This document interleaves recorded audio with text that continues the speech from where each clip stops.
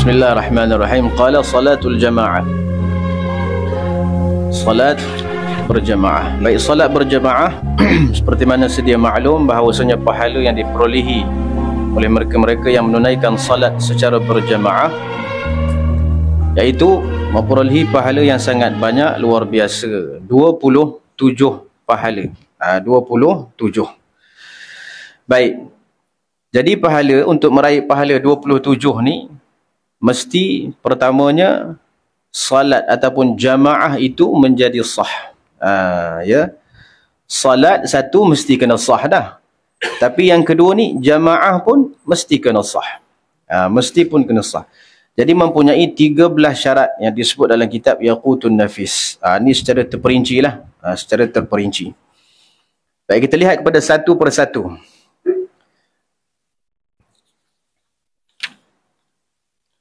Baik. Dan syarat-syarat ini sebenarnya makmum yang dipertanggungjawabkan. Makmum tu yang dipertanggungjawabkan untuk meraih ataupun memenuhi syarat-syarat ini. Sebab makmum ni yang nak sahkan jamaah. Sebab jamaah ni adalah satu ikatan di antara salat makmum dan salat imam. Jadi makmum kena pastikan 13 ni semuanya ada. Baru salat makmum tu sah. Imam, dia tak tengok satu-satu ni pun tak ada masalah. Ya, sebab imam, siapa-siapa menjadi salat, salat jamaah dan dia merupakan imam. Kalau dia tak niat imam, sah ataupun tidak salat dia? Jawapan dia sah. Salat dia akan sah. Walaupun yang belakang ni 100 saf, semuanya niat mengikutinya. Tak apalah. Jadi makmum ni yang kena lihat 13 syarat ni. Dia mesti. Imam satu pun tak ada kat sini. Dia sembahyang ikut suka hati dia. Yang penting sembahyang dia sah. Yang penting sembahyang dia sah. Allah Akbar. Ni 13 ni, biar makmum tengok semua. Pastikan ada. Baru sembahyang makmum menjadi sah. Sebab makmum dia ikat sembahyang dia dengan imam. Jadi ikat tu, dia ada 13 skru ni. Mesti ada 13 ni. Barulah menjadi sah. Baik, yang pertama sekali. Alla ya'lamal ma'mum butlana salati imamih. Iaitu, selagi mana dia tidak mengetahui batalnya salat imam. Jadi terjemahan dia, hendaklah dia tidak mengetahui salat imam. Maksudnya tidak mengetahui batalnya salat imam. Jadi selama dia tak mengetahui batalnya salat imam, maka salat itu menjadi sah. Salat yang dia sedang lakukan itu. Sebab dia tak tahu imam batal ke tidak.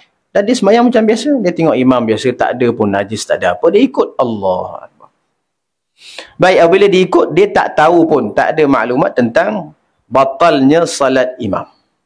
Jadi sembahyang dia menjadi sah sebab dia tak tahu perkara yang membatalkan salat imam. Tapi sebaliknya, kalau dia tahu, maka tak sah jamaah dia dan jangan dia ikut. Contoh, imam sembahyang tak tutup aurat. Contoh, ataupun tutup tak sempurna. Ya, perkara-perkara yang disepakati ni, lebih-lebih lagi. Ya, contohnya imam sembahyang berhadas. Berhadas. Tak cukup. Syarat-syarat sah salat tu tak cukup. Dan dia ikut, dia tahu imam macam tu sifat dia. Memang tak sah lah jamaah dia. Memang tak sah lah solat dia sebab dia ikut orang yang sembahyang tak sah. Itu sebab syarat pertama ni, mesti tak ada pengetahuan tentang batalnya solat imam. Itu je syarat dia. Kena ada sifat tu. Sebab kalau kita ada maklumat bahawasanya solat imam tu tak sempurna, ada perkara yang membatalkan, maka kita memang daripada mula tak boleh ikut. Dan kalau kita tahu ketika salat wajib niat mufaraqah, tak boleh teruskan, tak boleh. Sebab kalau kita teruskan, kita tak menepati syarat yang pertama, iaitu kita ikut walhal kita tahu salat imam tu batal. Okey, baik. Maka syarat pertama ni jelas. Jadi kita tak ada pengetahuan tentang batalnya salat imam. Sama ada salat imam tu sah ataupun salat imam tu batal, cuma kita tak tahu apa-apa. Tak tahu sebelum solat, tak tahu ketika solat, tak tahu lepas solat pun tak ada maklumat. Tak ada. Ya. Jadi menyebabkan solat kita yang kita dah ikut itu, kira sah macam tu lah. Walaupun hakikatnya imam tu solat dia batal. Contoh kan, dia tak tutup aurat ke apa, terbuka ke, kita tak perasan tak apa. Kita madat ala sihah. Dan adakah kita dituntut? Tak dituntut apa-apa dah. Kecuali kalau ada berita sampai, baru kena ulang balik. Contoh berita sampai, bila berita sampai lepas setahun sampai berita, lah itu awak ikut saya semayang subuh tu. Betul lah. Itulah nak bagi tahu something, kata dia. Apa something ni pula ni, kata. Sebab itu awak ikut saya, rupanya kat ni belah peha saya belah depan ni seluar koyak rabak. Ya Allah. Lepas tahun baru tahu. Kena ganti je, kena ganti. Itu sebab kalau tak tahu, okey. Ya. Madat ala sihah. Baik. Ada beberapa perkara yang tak perlu ganti, tu kita akan baca nanti insya-Allah. Baik. Ini yang pertama. Selagi mana dia tidak mengetahui batalnya salat imam. Baik, yang kedua. Yang kedua, wa alla ya'taqidah. Jangan dia beriktikad akan batalnya salat imam. Maksud i'tiqad kat sini, jangan dia menganggap. Jangan dia menganggap bahawasanya salat imam itu batal. Kalau dia ada tanggapan begitu, dia tak boleh ikut. Tak boleh. Sebab syarat sah berjemaah dia dengan imam, mesti tak ada di sisi dia tanggapan bahawasanya salat imam tu batal. Kalau dalam akidah dan kepercayaan dia memang kata salat imam ni batal, buat apa dia ikut? Tak sah. Baik. Ini contoh dia apa ulama kata? Contoh dia antaranya dalam bab al-ijtihad. Okey. Sekarang ni Zaid dengan Umar. Zaid dengan Umar ni keliru dalam bab air. Keliru lah. Ada dua kolah ni, ada dua kolah. Jadi dia orang berijtihad, berusaha untuk mengetahui mana satu kolah yang suci untuk dia guna berwuduk. Maka dia tengok, ni. Si Umar kata kolah A suci. Tapi si Zaid kata kolah B yang suci. Jadi berbeza tak situ? Beza. Maksudnya kalau si Umar kata kolah A suci ni, kolah B tak suci. Si Zaid kata kolah B ni yang suci. Maksudnya apa? Kolah A tak suci di sisi dia. Baik, lepas dia berwuduk apa semua, boleh tak salah seorang mengikuti yang lain? Tak boleh. Tak boleh. Zaid akan sembahyang dan sembahyang dia sah sebab dia sudah berijtihad dan dia menganggap air ini suci. Umar sembahyang dia sah sebab dia menganggap air ini yang suci. Baik, sembahyang seorang-seorang. Tapi kalau nak ikut tak boleh sebab Umar dah menganggap air yang Zaid ambil itu najis. Dan Zaid sudah menganggap air yang Umar pakai itu najis. Jadi bagaimana salah seorang nak ikut dalam kepercayaan, dalam tanggapan ini Zaid guna air najis ni, tak apa ikut je lah. Mana boleh macam tu? Tak boleh. Ataupun pakaian, contoh kan, ada dua baju, dua-dua nak semayang, jadi pakat-pakat ijtihad. Sebab kalau nak ijtihad ni mesti dua ke atas. Baik, ada dua helai baju. Si Umar kata baju warna apa? Dia ada baju warna hitam dengan putih. Si Umar kata aku rasa baju hitam ni yang suci ni. Maka dia pun ambil. Si Zaid kata tak, bukan baju hitam, aku rasa baju putih ni. Sekian dia punya petanda dia. Tak apa. Kullun, setiap orang ikut ma'adda ilaihi ijtihaduh. Maksudnya apa yang dinatijahkan oleh ijtihadnya. Tak apa, si Umar ambil baju hitam, si Zaid ambil baju putih, dua-dua pakai baju. Tapi kena sembahyang seorang-seorang. Tak boleh ikut salah seorang daripada yang lain. Sebab apa? Sebab setiap daripada orang tu dah ada dalam hati dia sembahyang kawan dia tak sah. Sembahyang dia yang sah. Yang ni juga pula sembahyang kawan dia tak sah sebenarnya. Itu contoh. Contoh dia sembahyang dan dia menganggap solat imam itu batal. Itu tak boleh. Syarat dia jangan menganggap. Kalau kita ikut seseorang dan kita dah anggap solat dia batal, nak ikut buat apa? Tak ada faedah. Itu contoh bab ijtihad.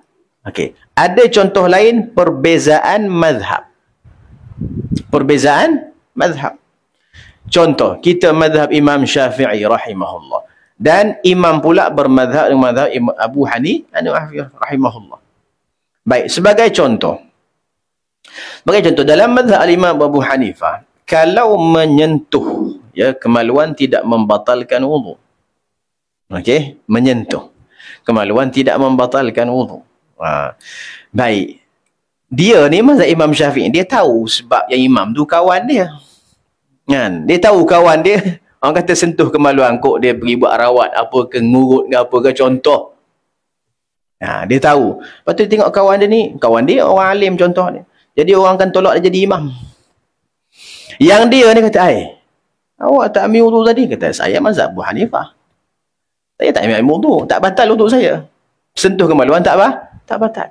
Kita kat belakang nak ikut ke? Kita mazhab Syafi'i? Tak boleh. Sebab dalam akidah dan kepercayaan kita menganggap solat imam ni batal. Jadi boleh ke kita anggap solat dia batal, kita duk orang kata apa? Pulun ataupun usaha nak ikut juga? Tak boleh lah. Dia berlawanan dengan apa yang ada dalam i'tiqad. Jadi begitu. Itu contoh perbezaan mazhab. Sebab apa? Tak boleh ikut ni, sebab ni. Syarat sah berjemaah mesti kalau nak ikut orang tu tak ada dalam hati dia menganggap solat imam dia batal. Tu mesti. Kalau dah ada dalam hati dia macam tu, baik tak ikut, apa faedahnya? Ya. Jadi sebab yang mu'tamad al-ibrah bi'aqidatil ma'mum. Aqidah ma'mum. Itu yang mu'tamad. Sebab imam akan kata, lah awak ikut je saya. Sebab memang semayang saya memang akan sah. Saya mazhab Imam Abu Hanifah. Awak akan ikut orang yang semayang sah. Dia kata kat kawan dia macam tu. Kawan dia kata, tak boleh. Saya menganggap solat awak batal. Jadi bagaimana saya nak ikut awak? Tak boleh. Sebab setiap orang ikut kepercayaan mazhab dia. Dia ikut mazhab apa, dah ikut tu. Bi'aqidah ma'mum. Ma'mum mazhab apa? Mazhab Syafi'i. Khalas, ikut mazhab Syafi'i je. Dalam hal ini kalau dia ada orang semayang seorang-seorang je lah. Nak buat macam mana? Kalau ramai tak apalah. Siapa-siapa mazhab Imam Hanifah boleh ikut. Dan contoh yang kedua apa dia? Di Masjidil Haram. Ataupun mana-mana tempat yang tak baca basmalah. Jadi kalau tak baca, ya sah mazhab mereka. Contoh mazhab Al-Hanabilah. Baik. Tapi kita ni mazhab Syafi'i. Tak apa? Tak boleh. Kalau kita tahu dia tak baca. Jadi kita tak boleh ikut. Ya ta'adzar. Kena ambil tempat lain, semayang tempat lain. Tapi kalau dia tak baca dan kita belum confirm dia tak baca, itu tak apa macam orang buat sekarang kan. Imam kat takbir macam dia pernah cerita sebelum ni, Allahu Akbar, lama sikit baru dia mula Alhamdulillah. Jadi lama sikit tu kita sangka baik lah. Kita sangka baik dia baca Bismillah, khalas. Kalau ada sangkaan begitu, kita teruskan sahaja. Tak menjejaskan ini mazhab, itu mazhab. Tapi ini tersebut ini, memang kita tahu dia takkan baca. Dan kita ni mazhab Syafi'i wajib baca basmalah. Jadi ketika itu tak boleh kita ikut satu sama lain. Ini contoh. Jadi siapa-siapa nak ikut orang dalam semayang, pastikan orang yang diikut tu memang dia tak ada pun tanggapan yang solat orang itu tidak sah. Baik, ni dah dua. Ataupun ijtihad kiblat pun sama juga. Ijtihad kiblat. Masuk dalam hutan, pakat-pakat ijtihad. Tak cari kiblat. Kena ijtihad lah, dah tak ada dengan petanda-petanda. Ijtihad yang kawan ni, si Zaid ni, dia kata kiblat belah sini. Si Umar pula kata, saya kalau ijtihad saya lah, ya, ikut petanda yang saya tahu, kiblat belah sini. Ketika itu, semayang tetap wajib semayang. Tapi tak boleh ikut satu sama lain. Ataupun saya dah ikut awak dulu, lepas nanti saya semayang ikut awak pula. Tak boleh. Semayang yang diikut kawan dia tu batal. Tak ada faedah. Berapa nak ikut? Tak semayang 2 kali ya, okey. Tak masalah semayang 2 kali. Salah satu mesti sah. Mesti batal punya. Memang tak ada faedah. Jadi awak ikut semayang awak kiblat yang awak ijtihad. Yang ni ikut ijtihad di sini. Itu contoh. Contoh bagi syarat yang kedua. Baik, selesai. Dan seterusnya,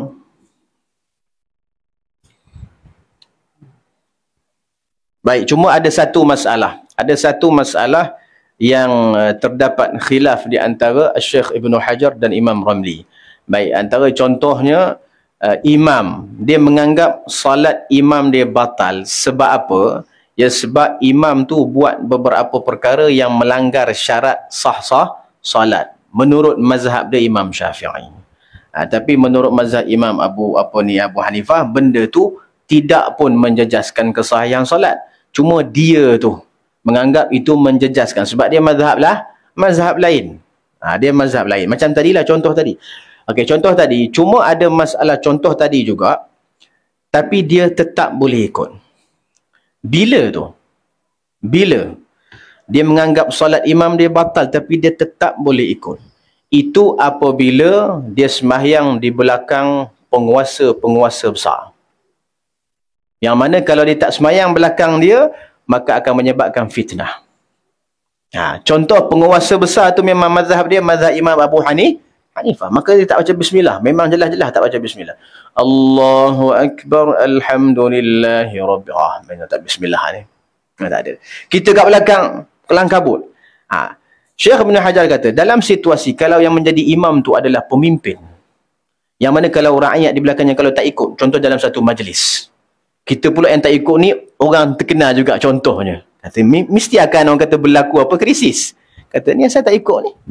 Saya tak ikut ni. Dah lah orang panggil jemput pergi majlis, lepas tu tak ikut sembahyang pula. Ni nak kena ni.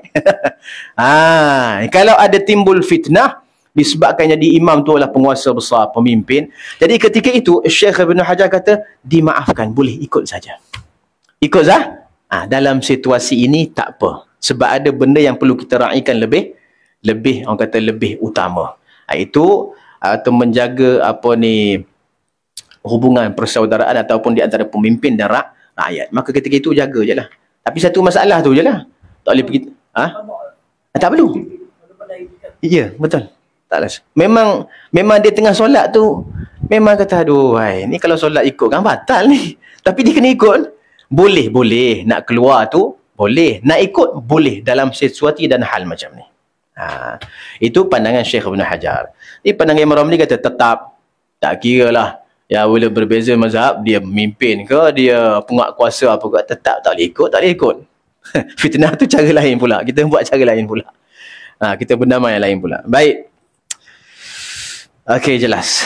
Tapi ini orang besar-besar lah. Yang mana kalau kita tak ikut, ada krisis, ada benda fitnah yang akan timbul. Kalau biasa-biasa, tak payah. Memang sepakat tak sah. Ya.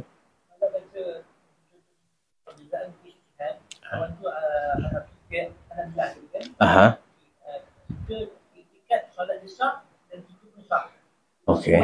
Boleh, tak ada masalah. Betul. Kalau mazhab lain, imam mazhab lain, kita mazhab Syafi'i contoh. Dan memang dalam anggapan mereka, yang itu pun sah solat, kita pun kata memang sah. Ikut, tak ada masalah. Ikut, okey, tak ada masalah. Ya, kerana kita solat di belakang sesiapa pun, khalfa barrin wa fajir. Semayanglah di belakang orang yang saleh ataupun orang yang tak saleh. Yang penting rukun solat semua cukup. Syarat jamaah semua cukup, tak ada masalah. Baik, dari sudut sah lah, dari sudut hukum makruh itu lain. Baik, dan seterusnya kita lihat syarat yang ketiga.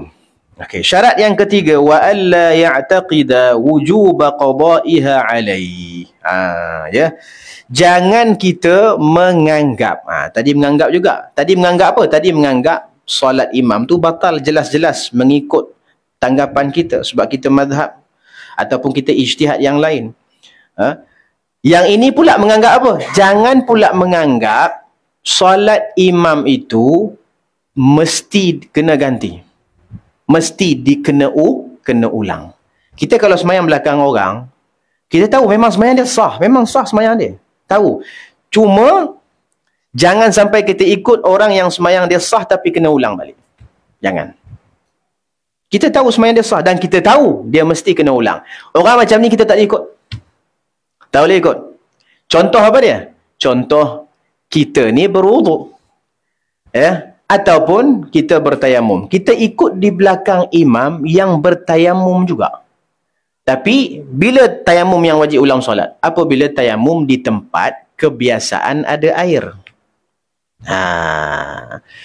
Macam Malaysia semua tempat biasa ada air. Jadi kalau kita tahu adik-beradik kita, kan, hari ni tak ada air. Tak apalah. Kita pun tayamum, dia tayamum. Tapi hari itu kena sembahyang seorang-seorang. Tak boleh sembahyang jemaah. Sebab apa? Sebab kita tahu, lepas ni kalau kita ada air datang balik, kita kena ulang balik solat. Jadi apa faedah kalau kita ikut orang yang sembahyang dia memang sah, cuma dia kena ulang balik. Jadi tak boleh macam tu. Tak boleh. Tu contoh sembahyang. Dan ada lagi contoh sembahyang hormat waktu. Apa sembahyang hormat waktu ni? Air pun tak ada, tayamum pun tak ada. Memang kosong.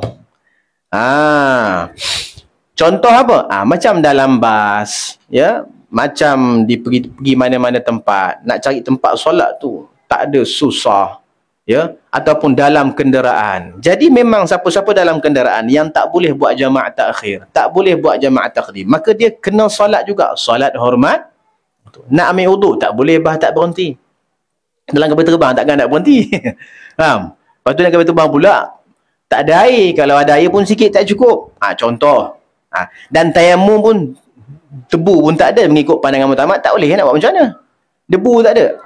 Baik. Jadi sekarang ni kita semayang hormat waktu.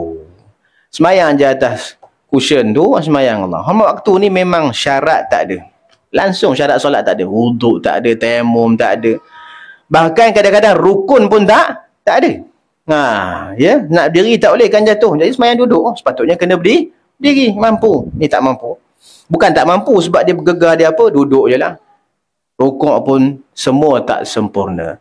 Semayang kena, semayang memang kena wajib. Dan dinamakan semayang hormat waktu. Semayang hormat waktu ni, kaedah dia, lepas semayang, nanti kalau dah sampai destinasi tempat solat elok, kena ganti. Baik, kita dalam bas sama-sama travel, kawan kita dengan kita. Kita kata, awak semayang, saya nak ikut makmum. Tak boleh. Rajin pula jemaah dalam bas. Duduk kampung tak pernah pergi jemaah. Aduh. Ya. Jadi kata awak semayang, saya nak ikut. Tak boleh. Dalam Yakub kata tak boleh. Ya, sebab saya semayang kena ulang. Awak pun semayang kena ulang. Apa nak ikut saya je? Kena ulang semayang. Itu. Jadi jangan ikut seseorang yang semayang je kena ulang. Jangan ikut. Baik. Tapi benda tu dia tahulah. Benda tu, kata ulama, seperti dalam Bushrul Karim sebut, dia tahu semayang imam tu mesti kena ulang. Dia tahu bila? Dia tahu sebelum solat. Tapi kalau dia ikut macam biasa, dia pun tak tahu orang ni datang daripada mana, kena ulang ke tak. Dia mana tahu? Tak buat cek atau apa benda. Dia pun masuk, dia semayang. Assalamualaikum. Tiba-tiba kata, asal awak semayang lagi? Tak, saya memang kena ulang. Sebab tadi saya semayang hormat waktu. Ayolah. Contoh. Awak tu, ataupun semayang tadi tayamum. Contoh. Kata dalam Rasul Karim, tak perlu ulang. Sebab dia tahu tu bila? Tahu lepas solat. Ataupun tahu, ya, ketika solat. Tak apa. Memang semayang tu sah. Tapi kena ulang ke tidak? Ya. Tak kena ulang. Jadi disebut, bila kita tak boleh mengikuti imam yang kena ulang solat kalau kita tahu hal itu sebelum kita angkat takbir Allah. Tapi kalau kita tahu hal itu lepas dah solat, bagi salat apa sebab, maka ketika itu tak perlu ulang dan solat menjadi sah begitu sahaja. Baik. Dan seterusnya, syarat yang keempat.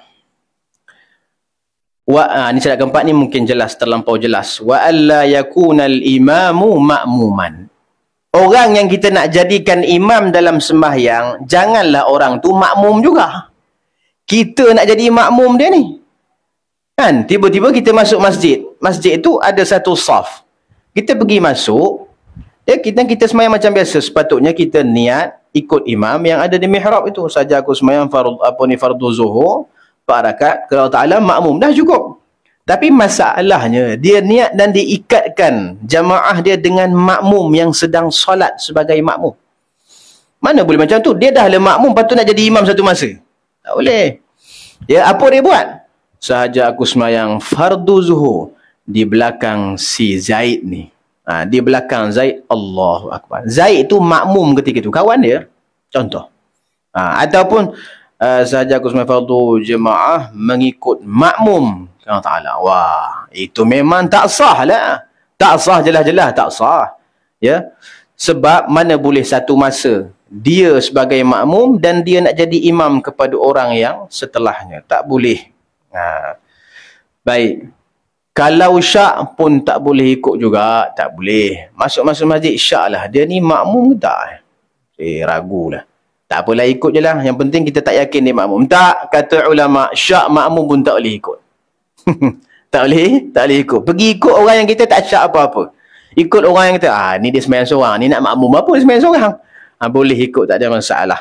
Ataupun dia yakin yang itu makmum, jangan ikut, khalas.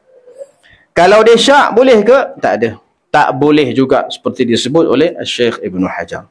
Jadi siapa-siapa yang makmum secara yakin ataupun diragui dia sebagai makmum, kita ni tak boleh ikut dia. Baik.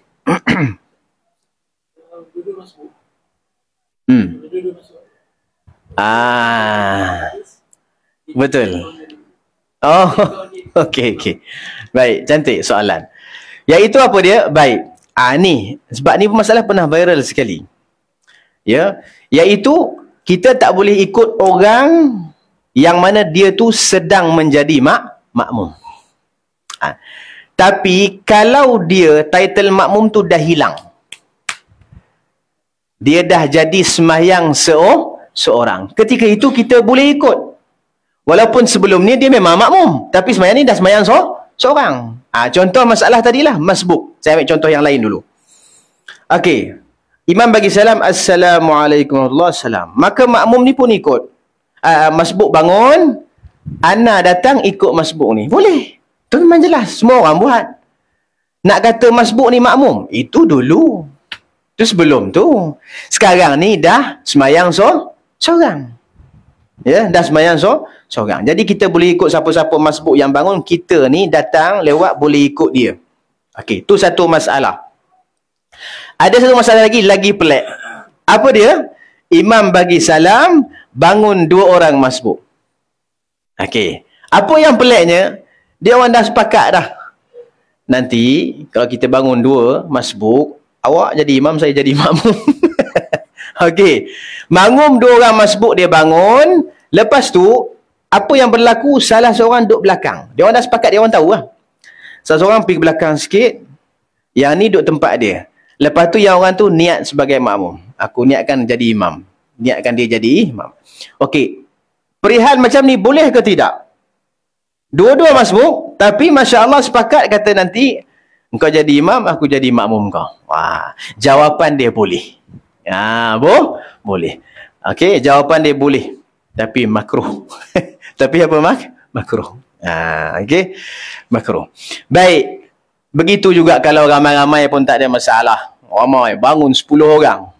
Wah, lepas tu 5 orang semua ke belakang macam tentera je. Waduh. Yang seorang jalan macam tentera juga di depan. Wah, ini macam Transformers. Jadi sah ke tak salat? Sah. Tak salah. Tapi hal ini jangan buat pada solat Jumaat. Tak boleh. Solat Jumaat jangan buat. Okey. Sebab solat Jumaat ni ada orang masbuk juga. Ada orang masbuk. Okey. Sebab dia masuk pada rakaat nombor 2. Jadi dia akan tambah satu rakaat. Apabila dia tambah 1 rakaat, dia 3 orang kawan-kawan ni. Datang masbuk solat Jumaat. Dia bangun 3 orang masbuk. Wah, 2 orang ke belakang. Seorang jadi imam. Tak boleh. Sebab itu sudah menjadi 2 Jumaat. Tak boleh. Tak boleh 2 Jumaat pada satu hari. 1 Jumaat sahaja untuk dia. Faham tak? Kalau masjid banyak-banyak tu lain masjid. Tak. Ini untuk dia sendiri. Mana boleh 2 Jumaat? Tadi entah dah ikut imam tu. Tiba-tiba entah lepas masuk, entah nak ikut imam baru pula. Awak banyak songeh. Yang ikut ni tak sah. Yang masbuk yang jadi imam tu okey. Faham tak? Yang ikut ni tak sah. Okey. Jadi perbuatan itu diharuskan, makruh lah, makruh. Melainkan pada solat Jumaat tidak sah, batal solat. Baik, selesai.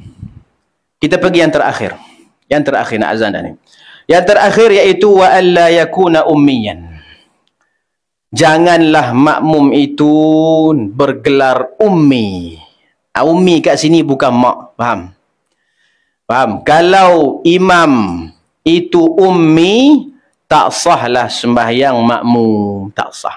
Siapa dia ummi ni? Ummi ni orang yang tidak elok membaca Fatihah. Bacaan Fatihah dia ada kecacatan. Ada cacat. Kecacatan yang menyebabkan tidak sah salat. Kalau disengajakan tak sah. Ya, kecacatan yang merubah makna. Lahan orang panggil lahan. Cacat bacaan ataupun sebut huruf tak keluar. Dia beza sebut huruf keluar tapi tak berapa elok dan sebut huruf langsung tak keluar. Beza. Contoh ana sebut apa? Ana sebut ghain. Okey. Ghairil. Okey, itu keluar dan jelas. Ada orang sebut dia keluar tapi tak safi, tak jelas. Ya. Khairil. Ghair. Dia macam nak kha, macam nak ghain, macam nak kha, macam nak ghain.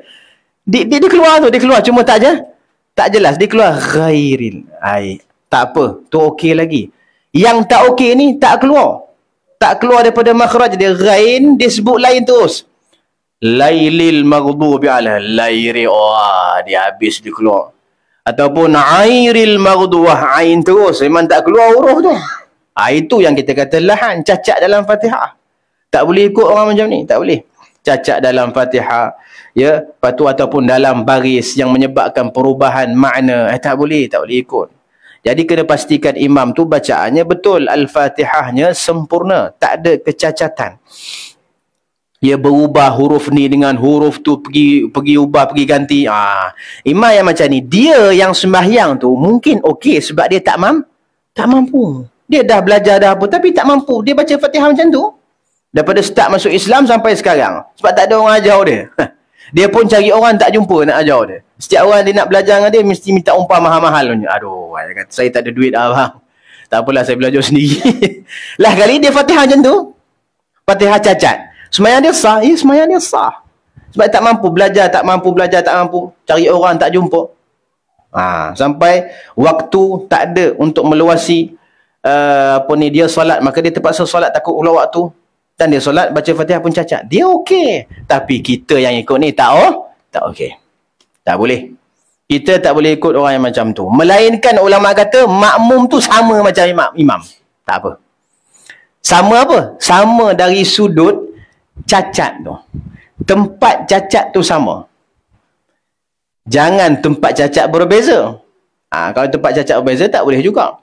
Jadi kalau makmum tu kecacatan dalam Al-Fatihah sama tempat cacatnya imam dalam Fatihah, maka sah qudwah mereka. Contoh imam cacat tadi, airil maghdubi alaihim waladhdallin. Makmum pun airil juga. Tak ada masalah, okeylah. Ataupun imam alhamdulillah baca hak tak baca hak. Kena hati-hati.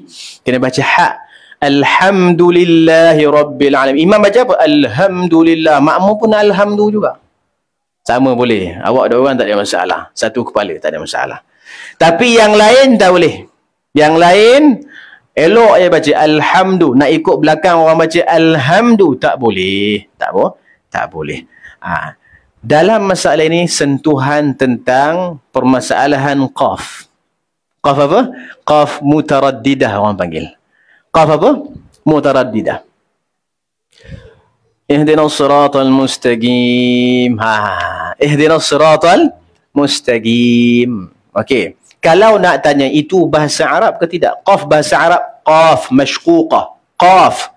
Ihdinas siratal mustaqim.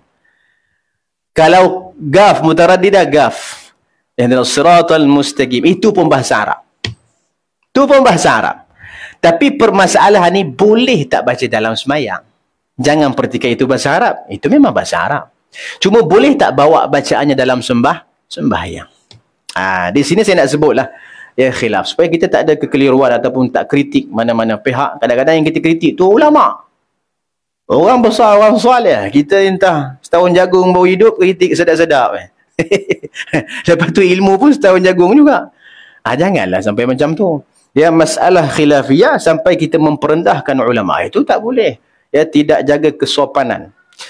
Baik, jadi masalah gaf mashguqah ini, gaf mutaraddidah. Ya, bainal qafi wal kaf. Gaf ihdinas siratal mustaqim. Ya. Itu kata Syekh Ibn Hajar, ya, salat tak sah. Kata Syekh Ibn Hajar, salat tidak sah. Ya, sebab yang dipakai adalah qaf mashquqah. Mustaqim. Tapi kata kawan beliau Imam Ramli dan Syekh Khatib Asy-Syarbini dan Syekhul Islam Zakaria Al-Ansari mengatakan sah. Salatnya sah, tak ada masalah. Ya, siapa Imam Ramli? Kawan Syekh Ibn Hajar.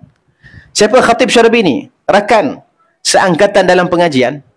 Siapa Syekhul Islam? Guru mereka semua. Syekhul Islam guru mereka semua mengatakan sembahyang dia sah. Ini dinaskan dalam kitab Fathul Mu'in. Jadi boleh, tak ada masalah. Benda tak ada masalah. Ya, bahkan kalau kita ikut ulama yang baca qaf gaf itu, kadang-kadang sembahyang kita tu lebih, orang kata apa? Hasil yang kita dapat rohani itu lebih tertumpu. Kadang sebab dah ada orang soleh. Lepas tu sembahyang sah. Kata ulama sah. Ulama besar. Masalah khilafiyah. Itu tidak, ya, tak sepatutnya kita ni sebagai murid ataupun orang bawahan kita nak mengkritik suka hati sampai memperendahkan. Tapi sebut masalah ada khilaf, silakan. Tapi jangan perendahkan. Baik. Bercakap itu seakan-akan hanya satu pandangan sahaja. Baik. Baik. Di sini Fatihah, ya, di sini Fatihah. Kalau dia cacat selain Fatihah boleh tak? Baca surah kelang kabut. Qul huwallahu ahad, Allahum samad, lam yulad wa wahad, Allah. Kata ni sudah ni, kata yang aku ingat ni Fatihah lah, tak boleh ikut. Ummi. Ini apa ni? Apa ni? Aku kata ummi abi. Abi gini, bukan abi. Abi apa dah sini? Dia sudahlah, sudah. Ini okey. Kata ulama dalam Fathul Mu'in menyebut kalau dia cacat dalam pembacaan surah, ya, dan cacat itu merubah makna. Kalau cacat tak ubah makna tak apa. Ya, dia tak belajar, dia berdosa. Tapi kalau cacat ubah makna, ni masalah, boleh batalkan solat. Okey, kalau kecacatan di dalam surah, ya, yang merubahkan makna, kita boleh tak ikut? Jawapannya, kalau kecacatan itu tak mampu nak diperbaiki, kita boleh ikut. Sebab imam tu dia dah baiki, tak terbaiki-baiki dia. Memang macam tu bacaan ni. Tak elok bacaan ni, tak elok. Cuba hari tu kebetulan orang tolak jadi imam, dia pun apa lagi? Baca surah Qul Huwallah cara dia lah. Kita kat belakang masuk, ya Allah. Sudah ni. Ni surah apa ni? Ya. Lahir macam surah ni baca. Tak apa. Ya. Tengok, orang ni cacat. Memang orang kata, kita ejek dia, cuma kita kata, ni memang, kata lidah dia macam tu dah. Nak buat macam mana? Tak apa. Ajazah. Dia tak boleh nak ubah dah. Tak boleh nak ubah. Maka tak ada masalah. Jadi kena bezakan di antara Fatihah dengan lain. Fatihah ni walaupun dia tak boleh nak ubah, kita tetap tak boleh ikut. Tetap kita tak boleh ikut. Cacat Fatihah tetap tak boleh ikut. Walaupun dia kata saya tak boleh berubah, tak apa awak sembahyang seorang. Saya tak boleh ikut. Tapi ke dalam surah, ya, yang merubah makna, kalau dia dah tak mampu apa semua, tak apa. Kita ikut pun menjadi sah. Tak ada masalah. Sebab itu hanya surah. Okey, last sebelum kita tangguhkan kelas, iaitu tadi Fatihah tu rukun apa? Qauli. Ada tak rukun qauli selain Fatihah? Ada. Iaitu takbiratul ihram. Kedua apa dia? Tasyahud. Ketiga bagi salam. Keempat salat atas Nabi SAW. Jadi kalau cacat berlaku pada empat ni, kalau cacat berlaku pada Fatihah jelas. Ya. Tapi kalau berlaku pada empat ni, apa? Ya, jawapan ulama. Jadi disebut oleh Al-Imam Ar-Ramli dalam kitab beliau, ya, Nihayah, dan Syekh Ibn Hajar dalam kitab beliau Al-Imdad, ikutan kita sah. Tak ada masalah. Ikutan kita sah, tak ada masalah. Walaupun dia sebut tu kelang kabut. Tapi benda tu, kelang kabut yang dia sebut tu memang dia tak reti. Ya, dia bukan sengaja. Kalau sengaja jangan. Kita tahu kawan kita ni Masya Allah afsahul fusaha. Baca Quran tu, ya Allah, ain tu makin dalam. Tiba-tiba hari ni takbiratul ihram. Allahu Akbar. Ni absal jadi macam ni. Tak sah kita ikut. Tak sah. Ya, ini orang kata permasalahan kau tak mampu. Ya, sah. Allahu Akbar, contoh. Ataupun tasyahud. Syahadu an la ilaha illallah. Syahadu anna Muhammadur Rasulullah. Ya, ataupun salam. Assalam. Salam. Dia tak kerti sebut assalam. Tak kerti sebut. Salam.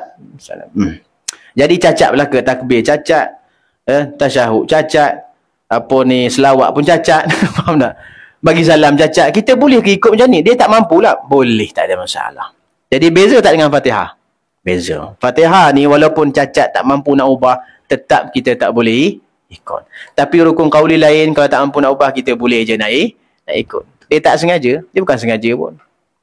Ya, macam surah. Kalau ada lahan yang merubah makna, boleh tak kita ikut imam yang baca surah ubah makna? Cacat ubah makna? Kata jawapan dia boleh. Kalau imam tu bukan menyengajakan benda tu. Tak mampu contohnya. Tak mampu. Baik. Wallahu subhanahu wa ta'ala. Kita pun, ya.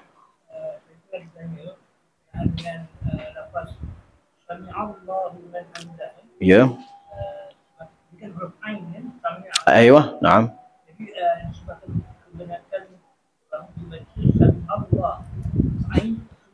Ya. Ya.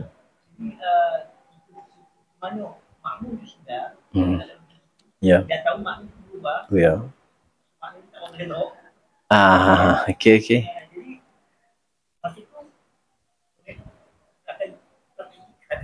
Ya, betul. Baik, kalau kecacatan hanya berlaku pada sunnah-sunnah. Sunnah-sunnah selain baca surah tadilah. Hanya bacaan zikir saja. Macam dia kata Subhana Rabbiyal Azim. Tah dia baca macam Subhana Rabbiyal Ghazim wa bihamdihi, baca contoh. Sudah. Sami Allah, dia tak baca Sami Allah. Tak apa, itu tak ada masalah. Dari sudut semayang memang sah. Lepas tu dia tu kalau dia sengajakan, dia dosa dia sendiri. Kalau dia makna buruk apa semua. Kalau dia tak belajar, dia kekurangan sendiri. Tapi kita semayang sah tetap. Sebab itu kesalahan pada sunat-sunat selain surah, okey. Tapi kalau surah tadi ada perincian kan. Kalau yang merubah makna, kita boleh ikut. Tapi kalau dia memang itu tak mampu dia nak ubah balik. Memang bacaan dia macam tu. Ataupun dia ni seorang yang jahil, yang ma'zur. Baru masuk Islam. Ikut Cina baru masuk Islam. Tahu macam mana baca surah. Faham tak? Fatihah okey, tak payah masuk je surah. Habis semua jadi lam. Contoh lah kan. Contoh. Di semayang kita sah. Boleh beza di antara tu.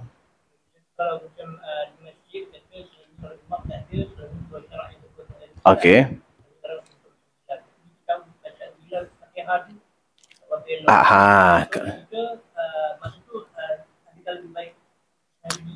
Kita tahu yang memang betul tak elok.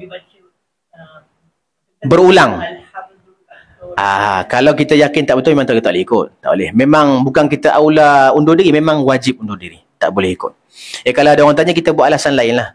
Tipu kerana ada hajat, tak ada masalah. Sebab tak mengecilkan hati dia dan tak mengganggu orang lain, tak ada masalah. Dan memang kita wajib jangan ikut. Tapi kalau setakat kecacatan itu, dia cacat dia macam ulang-ulang huruf. Alhamdulillahirrabbilalamin. Ar-Rahmanir-Rahim. Wah. Dah jadi macam spring rock dia. Ya. Lepas tu dia baca, dia ulang huruf. Orang yang baca mengulangi huruf ni, dia punya huruf terlampau dalam sangat. Sampai berbanyak kali tam-tam orang panggil. Ulang tak. Ya. Alhamdulillahirrabbilalamin. Itu orang macam tu. Alhamdulillahirrabbilalamin. Okey, baik. Makruh kita ikut dia. Makruh. Artinya apa? Jangan ikutlah. Lebih elok jangan ikut. Nak ikut tak apa.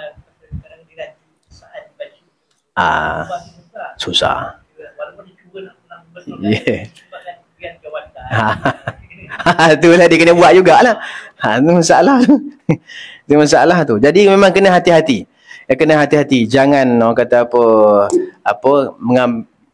pandang benda ni pandangan remeh lah. Sebab benda ni berkait dengan sah salat ataupun tidak. Jangan kerana jawatan, kita utamakan jawatan. Sah salat, kita tak apalah. Yang penting, yang penting tak boleh. Yang penting solat ni dulu. Ya, walaupun nak jadi pemimpin dalam solat sekalipun, mesti tetap kena perfect jugalah.